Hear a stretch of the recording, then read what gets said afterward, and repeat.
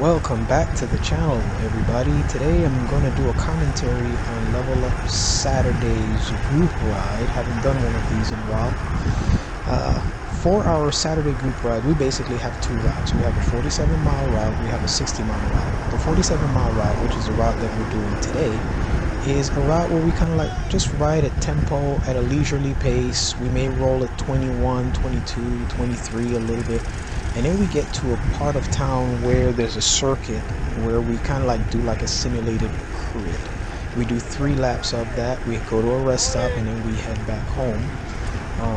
Person can do either one of the the crit laps or none of them, but it's a fun opportunity for people to work on surges, tactics, cornering, things like that. It's it's just casual fun. The other 60-mile ride is a little bit more serious, longer stretches of road where we're able to take the speed up longer and more sustained efforts. So anyway, so this is me doing the warm-up. We do a warm-up. Right? We may start out first half mile or so, just kind of like doing 14, 15, 16. And then we do a warm-up. The pace goes up a little bit to 18. We take it from 18 to 20, and then we get into our pace from there. The neat thing about this route is that we have a, in case you don't arrive on time, we have an area where you can actually cut across and link up with the group. If you're between 5 and 15 minutes late, you can definitely catch up to us where we're at right here at this light, which is what Bo the trainer and BJ Armstrong have decided to do. Hey, so I'm talking about to them wild. I will say this is a hot and humid morning, as you can tell by the sweat that's already accumulated on my forearms, and that's just on the warm-up, right? So one cool thing about riding with BJ Armstrong is Brandon, as we call him. Yeah, Brandon loves like to 21, ride. It doesn't matter the I think that's what I was doing. 21. The day, the distance, the speed. He just likes to be in the front. So I give the front up to him and just basically give him an idea of what we're doing in terms of the pace at this point of the ride, just to make sure that we hold that for the duration of the warm-up period.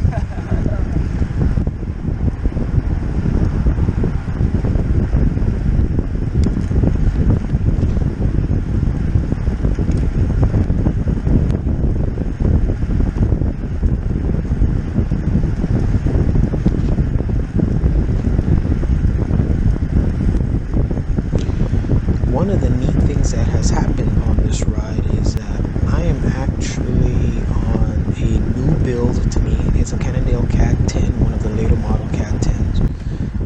I had one before that I sold and I regretted selling it, so I was happy to find this one in my size at a good price, and built it up with Campagnolo Super Record 11, the white label.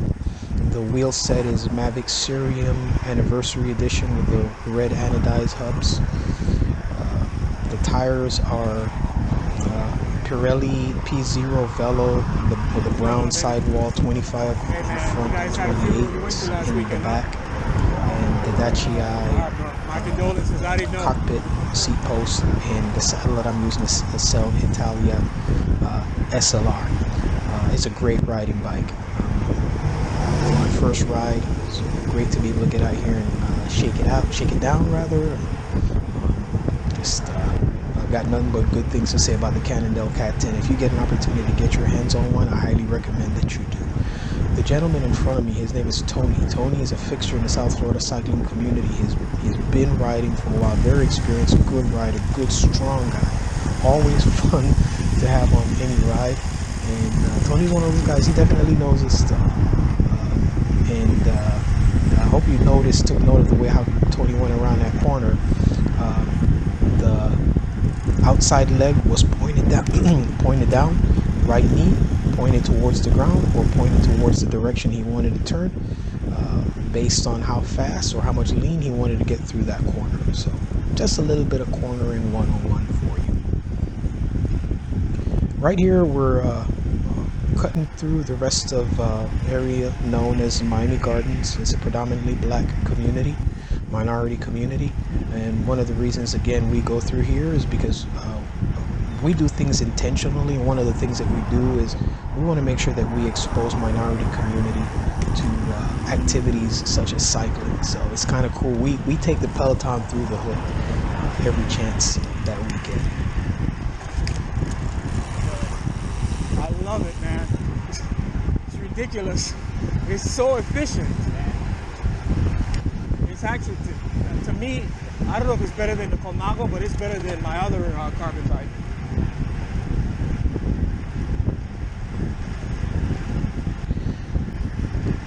So that was just me and my enthusiasm talking to my cousin Zaid, who's on the ride, telling my experience or my first impressions of the bike. The funny thing is that I called this particular bike the Cad 10 Zaid copy or Zaid edition because Zaid has had the same exact Cad 10 in a different size with the same color scheme for years, and he's just he's known for that bike. And actually I haven't seen anybody else riding this particular model of Cannondale Cat 10, so we'll just call this the Zaid edition. I'll post a picture on here so that we can see what the bike actually looks like.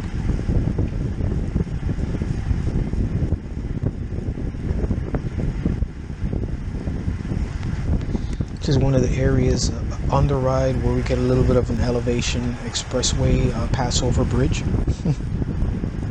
Living in South Florida, it is what it is. It's an opportunity for us to attack the hill or get a little bit of stretch our legs with a little bit of elevation, and then we get back to rolling the flats.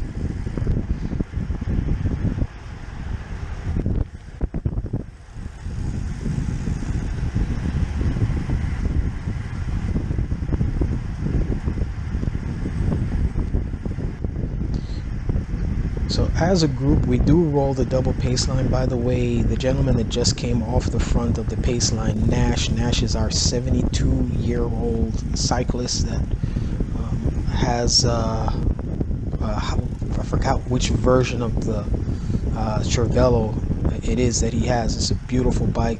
Nash has the latest, greatest. Even his shoes are awesome looking. He's got his shoes have red carbon soles, so even though he's older, he definitely rolls with the group, and he's on point in terms of being kitted up the right way.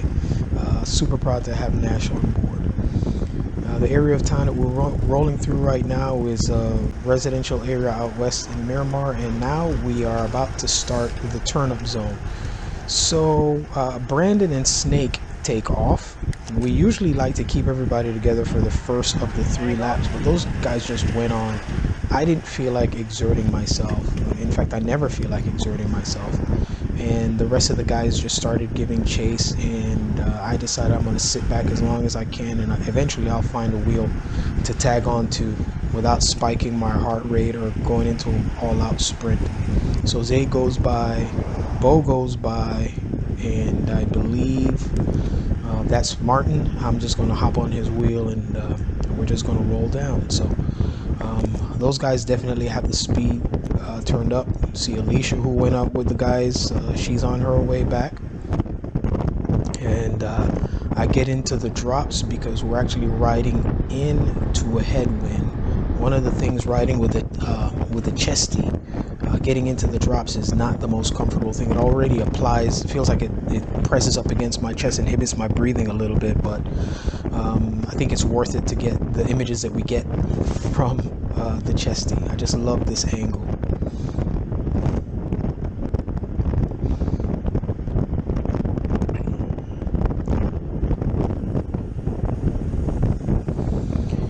So as we get ready to approach our right-hand corner right here, we can actually definitely see the guys who kind of broke away in front of us.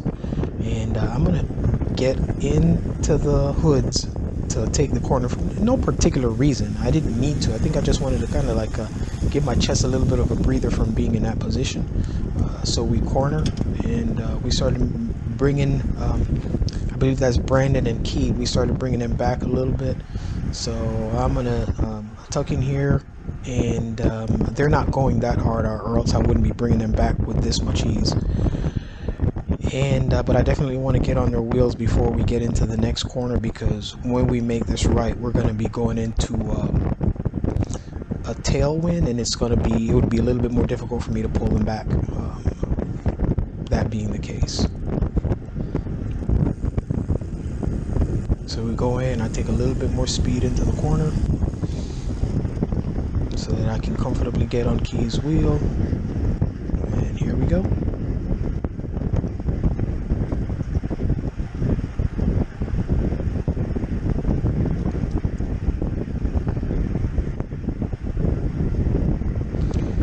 One of the neat things about this is Keed in front of me is actually coming back from a pretty bad knee injury. I believe he tore or popped his patella, and he's been going through some rehab. So he's a brave man out here putting that kind of pressure on his knee. So he takes the front now as Brandon pulls off, and that's because he's still kind of coming back. You're going to see the speed is just going to kind of come down a little bit, and as a result of that, some of the guys who are behind us are going to come around. One of the things to always take note when you're in this kind of a pace line, fast moving pace line, whether you're in a race or you're in, and some friends are just kind of hitting it hard, make sure that you always know how many people are behind you. If you're riding in a pace line like this, if it's you and 2 or 3 people, you want to, take a long old pull, that's fine. But when you got 5, 6, 7 people behind you, there's no reason to take a too long a pull. Share the work with the guys. Take a, do a loop. I'll do like a 3-4 second pull and pull off, especially if there's a bunch of people who are behind me we can share the work. So Zaid and Brandon came through. I didn't get on their wheel. I kind of like left it for Key to get back on their wheel. He got back on their wheel. I took back in behind him, and when Zaid takes his swing off the front, Keed is not going to come through. Brandon is going to surge a little bit, and I'm going to kind of close it down, not because I feel like Superman, but just because we weren't going that hard. It was relatively easy for me to just come across like that. But again, pay attention. Like there's 2 or 3 other guys who are behind us at this point also. So I saw this happening. It was relatively easy for me to just kind of come across, and we're coming into this next right-hand turn where we've got to be careful because sometimes there's cars coming through, and there's always for some reason a fair amount of sand right in this corner. So we kind of take it easy. I go out a little wide again to keep a little bit more momentum, get back in the drops so that I can get back on Brandon's wheel. Brandon looks back, he's waiting for me a little bit. When I get back on there, and he just kind of like gradually picks the pace up. And once again, we're back to the section where we're heading into a headwind.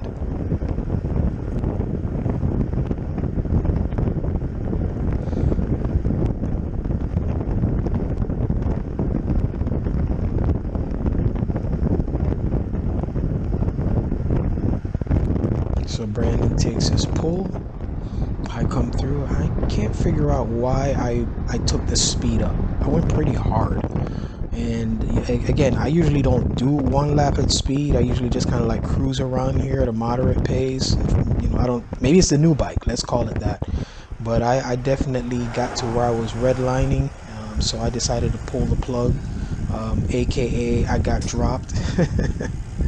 It happens, and I just did the second lap at a moderate tempo by myself, and then we kind of like stop at we have like an unofficial start finish line.